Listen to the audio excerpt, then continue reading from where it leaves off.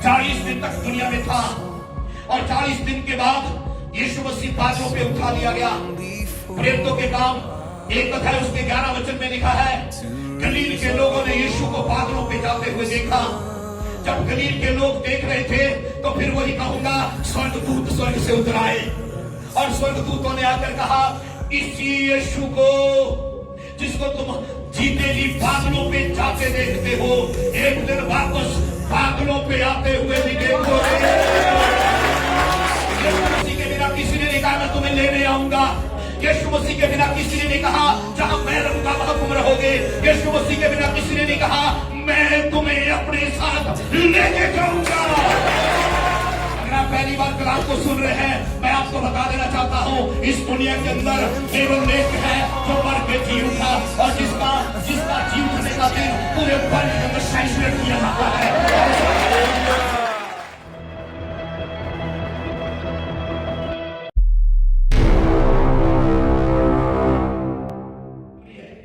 सीखने की आदत होना बहुत ही जरूरी है। धन्यवाद हो परमेश्वर का। आज हम 2 बातों के ऊपर गौर करेंगे और अगर आप ये 2 बातें अपने जीवन के अंदर आप हमेशा याद रखेंगे, आप आत्मिक क्षेत्र में हर दिन और फिर कहूं हर दिन आपके लिए आशीष का दिन होगा। स्वर्ग परमेश्वर की महिमा से भरा हुआ है, कितने लोग जानते हैं? अभी मैंने वो 2 बातें नहीं बोली और मैं बोलूंगा, जब बोलूंगा तो मैं कहूंगा भी, आप नोट कर सकते हैं।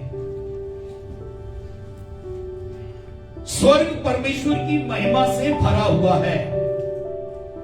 दूसरी बात, अभी मैंने वो पॉइंट नहीं रखे आपके सामने जो रखने वाला हूं। परमेश्वर हमेशा अपने लोगों की आवाज को सुनने के लिए अपने कान को तैयार रखता है और वो आपकी आवाज को सुनना चाहता है, वो मेरी आवाज को सुनना चाहता है। जब हम कलीसिया में आते हैं, अगर हम चुपचाप बैठकर चुपचाप चले जाते हैं, चुपचाप बैठकर चुपचाप वापस चले जाते हैं, आप जानते हैं, आप परमेश्वर की उपस्थिति में अगर आपको गाना आता है और आप उस गाना को गुनगुनाते हैं, आप परमेश्वर का निरादर करते हैं।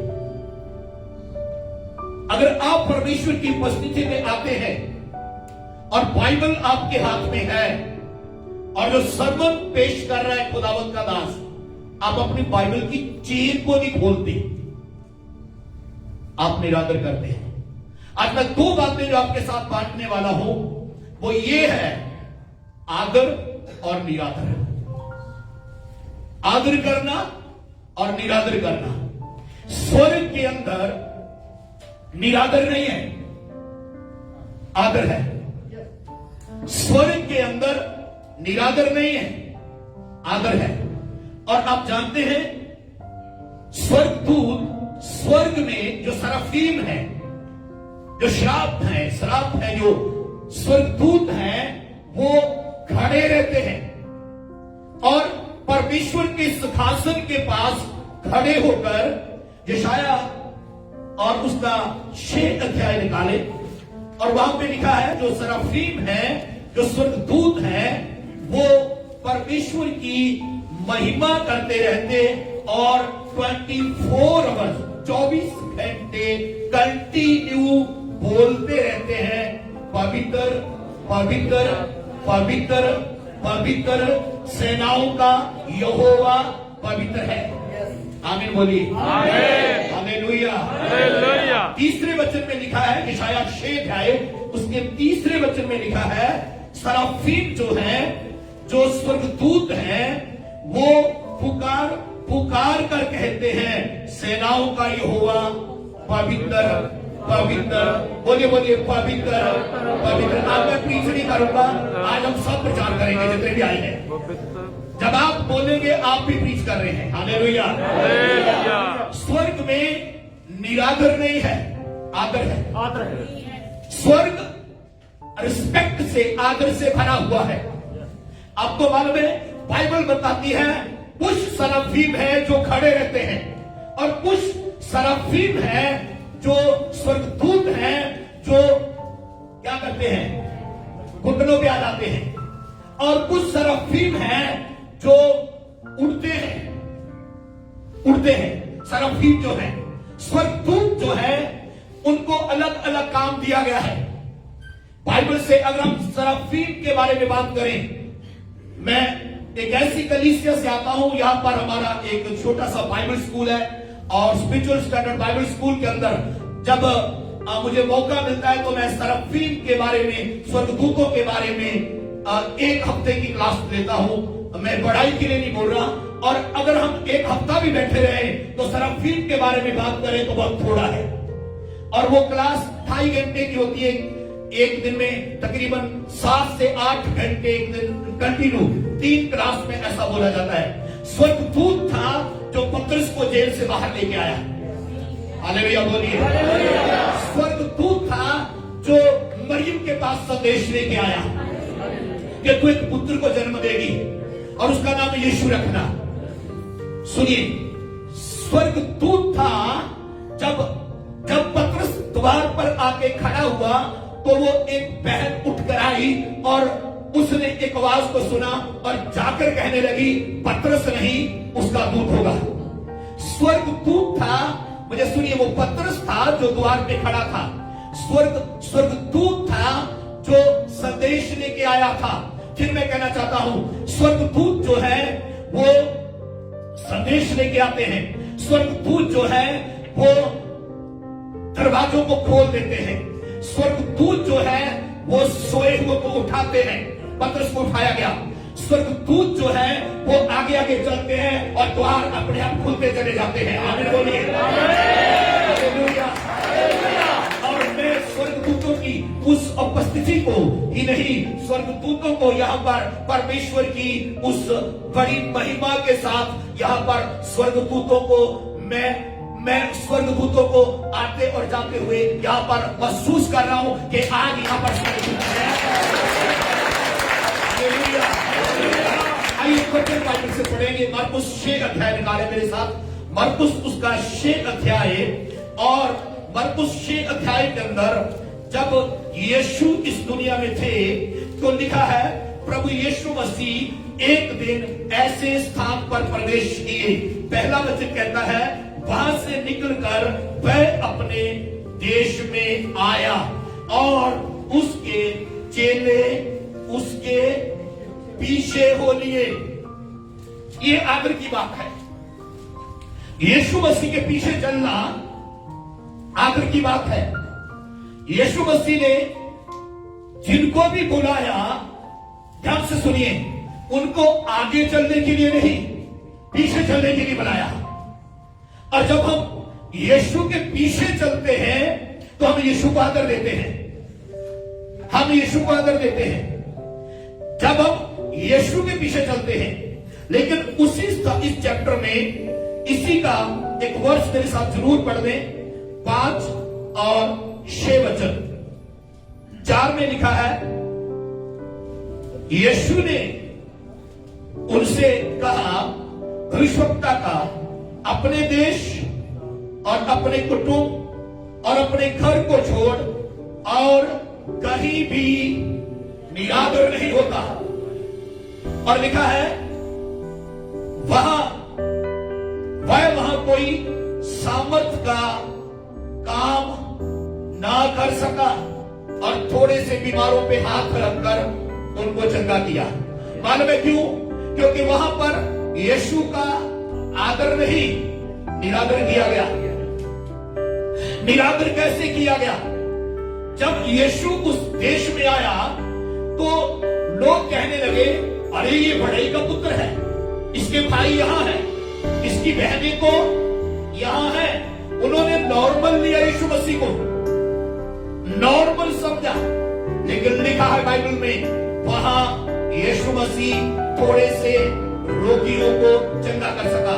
इसका मतलब निरादर चंगाई को रोकता है, निरादर चमत्कार को रोकता है, निरादर परमेश्वर की महिमा को रोकता है। और यहाँ आदर होता है, वहां चमत्कार होते हैं।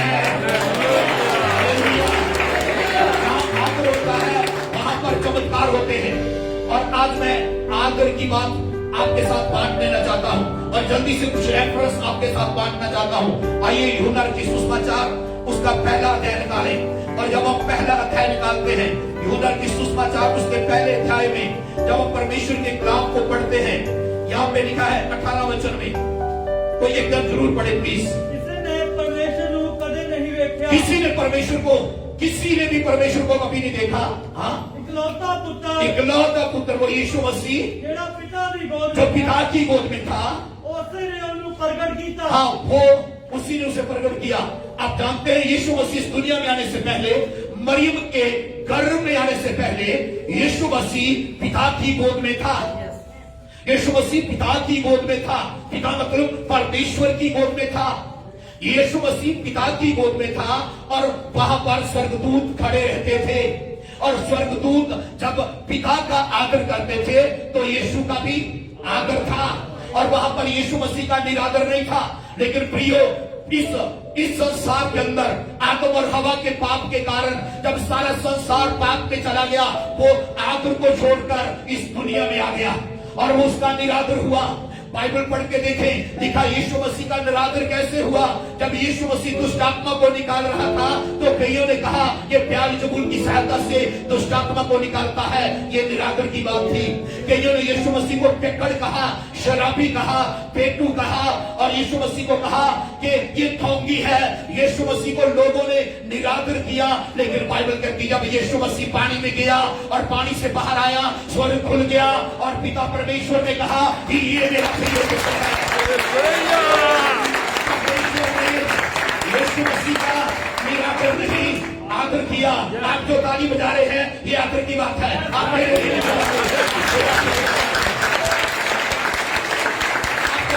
चाहिए, हम खुदा के कलाम को सुनते हैं और खुदा के कलाम की वो बात, परमेश्वर के वचन की वो बात जो हमारे लिए होती है, हमारे जीवन के लिए होती है, जो अच्छी बातें हमारे जीवन के लिए होती है, जब हम उनके लिए क्लैपिंग करते हैं, हम सारा जलाल किसी प्रीचर को नहीं, हम खुदा को देते हैं।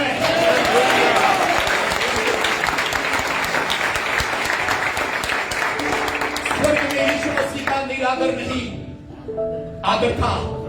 लेकिन दुनिया में जब यीशु मसीह आया, वो गुनाहगार नहीं था, वो पापी नहीं था, उसमें पाप नहीं था। पहला यूहन्ना की पत्री उसका 3 अध्याय पढ़े 5 और 8 वचन में, तो आपने लिखा उसके स्वभाव में पाप नहीं था, लेकिन वो हमारे लिए, हमारे गुनाह के लिए, हमें बचाने के लिए यीशु मसीह ने उस निरादर को, उस आदर को छोड़कर निरादर के स्थान को ग्रहण किया और वो निरादर यीशु मसीह का निरादर किया गया। आपको मालूम है 600 लोगों ने यीशु मसीह के मुंह पे थूका था और उसका चेहरा दिखाई नहीं देता था।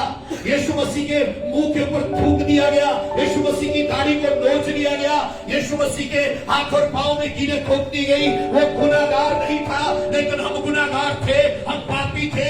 हम सबके पापों को यीशु मसीह ने अपने ऊपर ले लिया और बाइबल कहती है वो हमारे लिए क्या बन गया, धर्मी था, अधर्मी बन गया और वो पाप उसके ऊपर डाल दिया गया और उस पाप के कारण यीशु मसीह ने क्रूस के ऊपर दुख उठाया और बाइबल बताती है वो मर तो गया लेकिन तीसरे दिन मुर्दों में से जी उठा।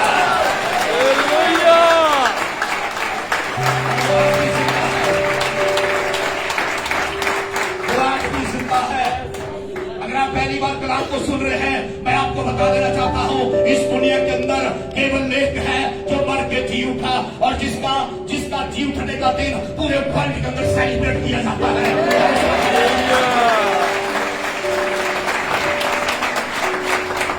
वो जिंदा है, वो जिंदा है। सब बोलिए यीशु जिंदा है। इसीलिए शैतान बहुत शर्मिंदा है, इसीलिए शैतान बहुत शर्मिंदा है क्योंकि यीशु मसीह आज भी जिंदा है। मेरा यीशु मसीह जिंदा है और मैं उस यीशु की मनादी करता हूं जो जिंदा है और जो एक बार मर गया। प्रकाश वाक्य में लिखा है पहला जो उसके 18 वचन में, देख मैं मर गया था और मैं जिंदा हूं और मैं यूहन्ना जो तक जिंदा हूं। यूहन्ना जब बात मुस्काबू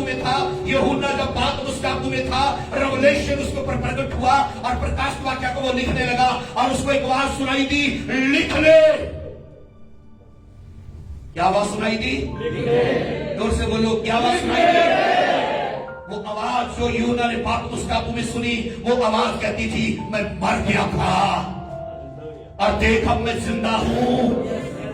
और कब तक जिंदा हूं? युगानुयुग तक जिंदा हूं, युगानुयुग तक जिंदा। इस दुनिया में बहुत आए जो पैदा तो हुए, जिनका जन्म तो हुआ, वो मर गए और मरने के बाद उनकी बरसी सेलिब्रेट की जाती है। पहली बरसी, दूसरी बरसी, तीसरी बरसी, तीसरी बरसी में 3 साल हो चुके मरे हुए को, लेकिन यीशु मसीह की बरसी नहीं, जी उठने का दिन सेलिब्रेट किया जाता है।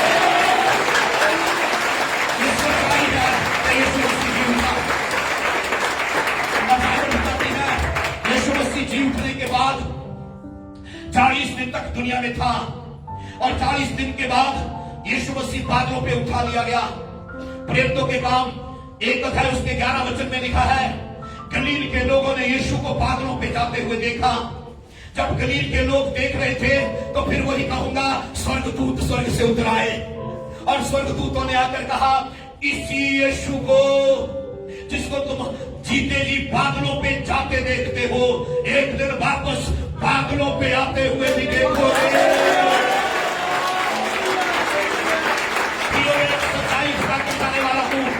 यीशु मसीह के बिना किसी ने नहीं कहा मैं फिर वापस आऊंगा।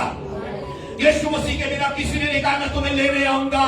यीशु मसीह के बिना किसी ने नहीं कहा जहां मैं रहूंगा वहां तुम रहोगे। यीशु मसीह के बिना किसी ने नहीं कहा मैं तुम्हें अपने साथ लेके जाऊंगा। ऐसे नहीं है। आज आप दुनिया से पूछिए, आप जिसको मानते हो, आप जिसकी पूजा करते हो, आप जिसके पीछे चलते हो, वो कहां से आए थे बोलते मालूम नहीं, वो कहां चले गए ये भी मालूम नहीं, क्या वो वापस आएंगे बोलते ये भी मालूम नहीं। उनको पूछो आप मरने के बाद कहां जाओगे बोलते ये भी मालूम नहीं। लेकिन मैं कहता हूं मैं वहां जाऊंगा, यहां मेरा यीशु रहता है।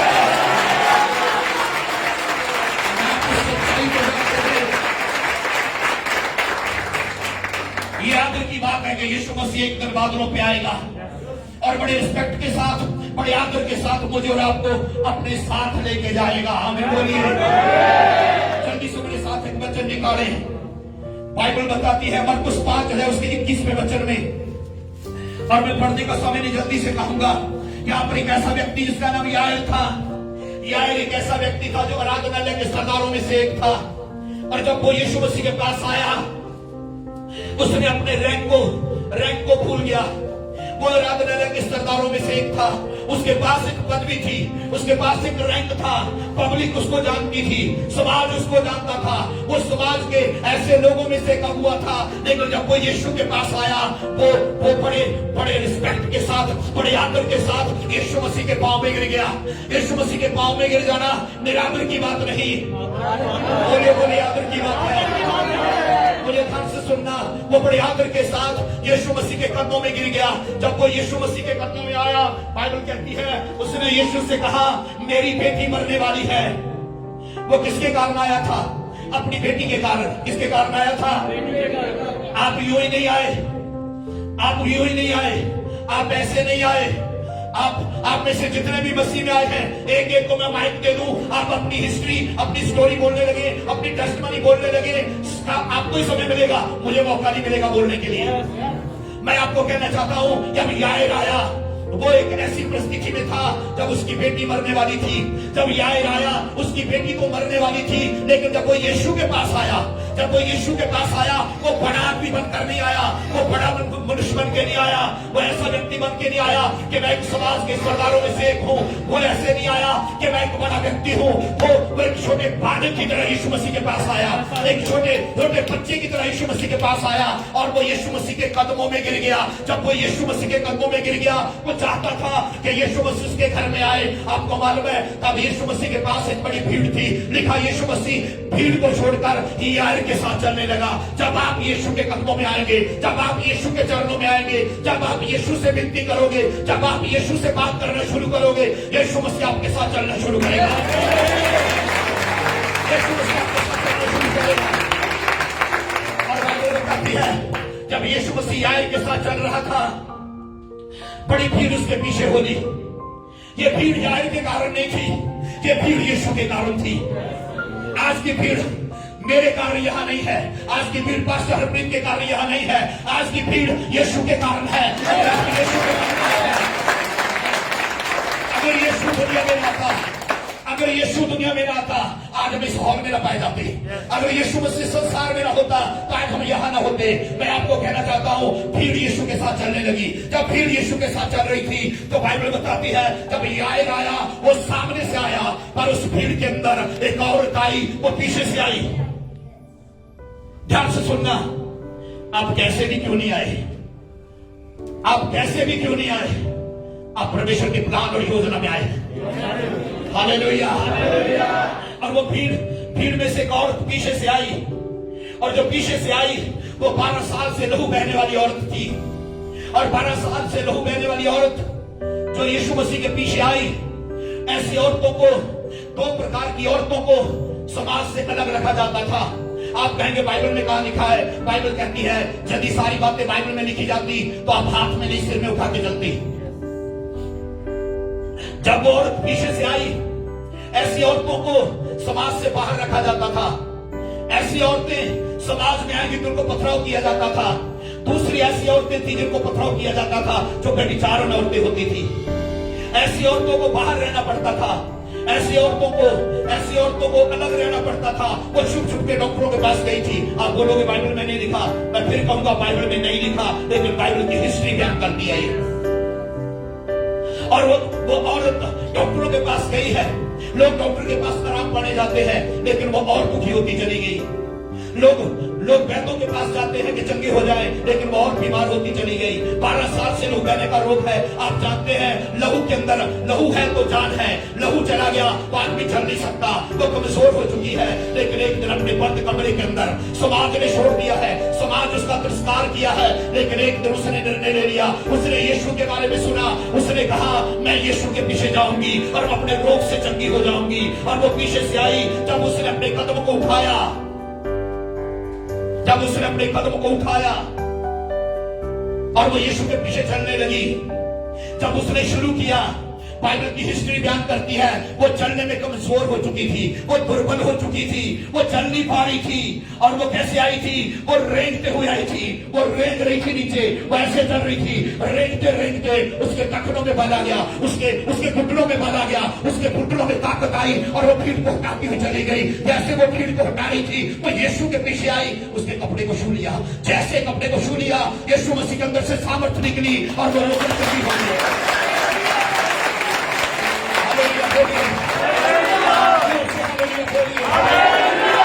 आपको मालूम है वो औरत किसके पीछे आई थी?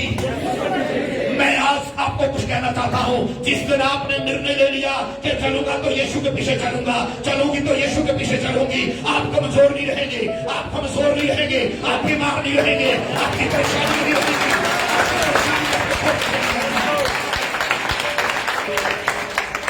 यीशु की सामर्थ आज भी कोई सामर्थ है, उसकी सामर्थ खत्म नहीं हो गई। लिखा यीशु मसीह के अंदर से सामर्थ निकली। और भजन संहिता 62 के 11 वचन में दाऊद कहता है, परमेश्वर ने एक बार कहा, मैंने 2 बार सुना कि सामर्थ परमेश्वर का है। दुनिया के अंदर कोविड-19 की सामर्थ बढ़ी नहीं है, कैंसर की सामर्थ बढ़ी नहीं है, एड्स की बीमारी की सामर्थ बढ़ी नहीं है। मेरा जंगल करने वाला यीशु वो सबसे सामर्थी है।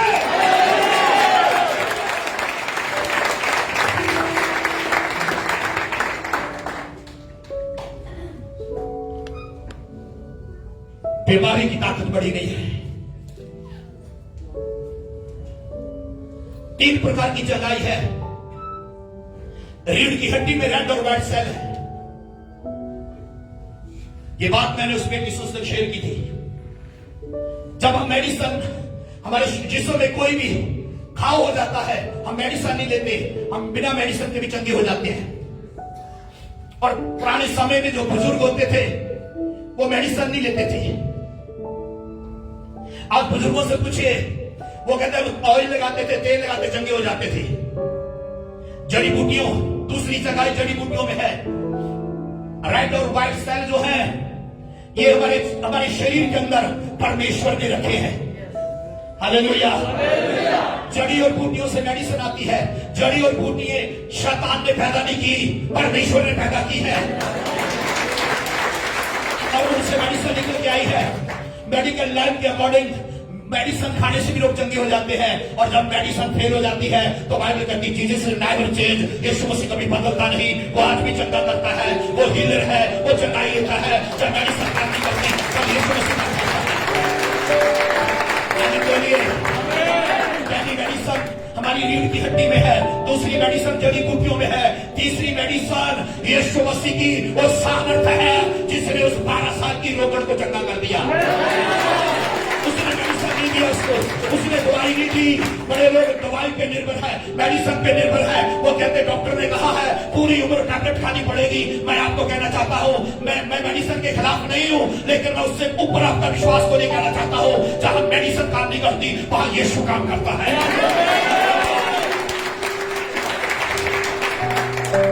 आपने ऐसे लोगों के बारे में सुना होगा, जब 2020 में कोविड-19 शुरू हुआ, बड़े लोगों के पास बड़ा पैसा था, बहुत सारी पैसे को लेकर वो हॉस्पिटल में खड़े थे, ऑक्सीजन उनके पास नहीं थी, लाखों रुपया लेके लोग खड़े थे, ब्लैक में इंजेक्शन बिके, लेकिन फिर भी आदमी मर गए। पर कई लोग ऐसे भी होंगे जिनके पास ना तो पैसा था ना डॉक्टर था, लेकिन उनके पास यीशु था, वो आज भी जिंदा है। उस बीमारी से होके निकले, उस बीमारी से होके गए, लेकिन वो दुआ करते रहे और यीशु मसीह ने उनको जिंदा रखा है आज तक। तो मुझे बताइए किसकी सामर्थ बड़ी है? कई ऐसे लोग भी हैं, मसीह लोग, जिन्होंने उन लोगों की जाकर सेवा की जो कोविड-19 के उस दौर में उस बीमारी से पीड़ित थे। उनके पास गए मसीह लोग, उन्होंने जाकर उनके लिए प्रार्थना की, उनके ऊपर हाथ रखा, उनको ऑयल बन के प्रार्थना की गई, उनको कुछ भी नहीं हुआ, और जिनके लिए दुआ हुई वो चंगे हो गए। तो किसने चंगा किया? मैं आपके विश्वास किसी को बताना चाहता हूँ, जब वो औरत यीशु के पीछे आई, वो अपनी बीमारी से चंगी हो गई, और जब वो चंगी हो गई तब यीशु मसीह रुक गए, और यीशु मसीह ने रुक कर कहा मुझे किसी ने छू लिया है, मुझे किसी ने छू लिया है। चेलों ने कहा भीड़ तुझ पर गिर रही है गुरुजी, और आप कहते हो कि मुझे किसी ने छू लिया। आपको मालूम है यीशु मसीह ने कहा नहीं, किसी ने मुझे विश्वास के साथ छू लिया है, क्योंकि मुझे में से सामर्थ निकली है, मुझे में से सामर्थ निकली है। यीशु मसीह उस स्त्री को ढूंढ रहे थे जिसने छू लिया था। मैं आपको बता देना चाहता हूँ, चंगाई ही बड़ी नहीं है, चंगाई के ऊपर भी एक लेवल है, चंगाई के ऊपर भी एक है। चंगाई क्या है? चंगाई एक परमेश्वर की सामर्थ है। चंगाई वैसे है जिस तरह पंजाबी में आप कहावत कहिए भी जो सी दुकान पे जाने तो दुकानदार सानू रुंगे च कुछ दे दिंदा आ, चंगाई दे देंगे। हालेलुया बोलिए। चंगाई ऐसे है जैसे जैसे जैसे फ्री ऑफ कॉस्ट, पापों की क्षमा भी जो है वो फ्री ऑफ कॉस्ट है। हमने कोई मूल्य नहीं दिया, लेकिन आज हम उद्धार पाए हुए लोग हैं, छुटकारा पाए हुए लोग हैं, चंगाई पाए हुए लोग हैं, पाए हुए लोग हैं। बाइबल बताती है जब वो औरत छुप रही थी, पहले भीड़ में आई है। मैं आपको कुछ कहना चाहता हूं, भीड़ में कई लोगों के कपड़ों को हाथ लगा हुआ, क्या किसी के अंदर से सामर्थ निकली? क्या किसी के अंदर से सामर्थ निकली? एक बड़ी बात पवित्र मुझे बोलने के लिए बोल रहा हूं, मैं बोलने जा रहा हूं। अगर वो यीशु मसीह आपके अंदर है तो आपके कपड़ों में भी सामर्थ है। अगर वो यीशु मसीह आपके अंदर है, आपके अंदर भी सामर्थ है। इसके लिए वचन देना चाहता हूं। लूक चैप्टर 9 वर्स 1, लूक 9 की 1 और 10 की 19 में लिखा है, जब यीशु ने चेलों को भेजा तब उसने उन्हें अधिकार दिया और उन्हें सामर्थ दी। आपको मालूम है जो सामर्थ यीशु मसीह के पास थी वो चेलों के ऊपर आई, और यीशु मसीह ने कहा जब पवित्र आत्मा तुम पर आएगा तब तुम क्या पाओगे? सामर्थ पाओगे। अगर आपके अंदर पवित्र आत्मा है तो सामर्थ भी आपके अंदर है। अगर आपके अंदर पवित्र आत्मा है तो आपके अंदर सामर्थ है। इसलिए हाथ उठा के बोलिए मैं सामर्थ से भरा हुआ हूँ। एक बार और बोलिए मैं सामर्थ से भरा हुआ हूँ। एक बात और बोलिए, शैतान की सामर्थ बड़ी नहीं है, जो मेरे अंदर सामर्थ है वो सबसे बड़ी है, वो सबसे बड़ी है। एक बार मेरी तरफ ऐसे देखिए, ऐसे उंगली कीजिए, अपने फिंगर कैसे कीजिए, बोलिए शैतान तो जीरो है, यीशु ही हीरो है, और वो मेरे अंदर है। आपको मालूम आपके कपड़ों में क्या है? क्योंकि यीशु मसीह आपके, अगर यीशु मसीह आपके अंदर है तो सामर्थ्य भी आपके अंदर है।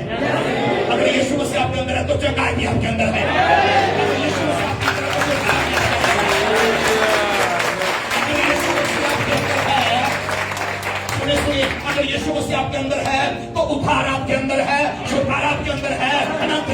अंदर है, शैतान आपके अंदर नहीं है। और जिस घर में आप रहते हो वहां भी शैतान नहीं है।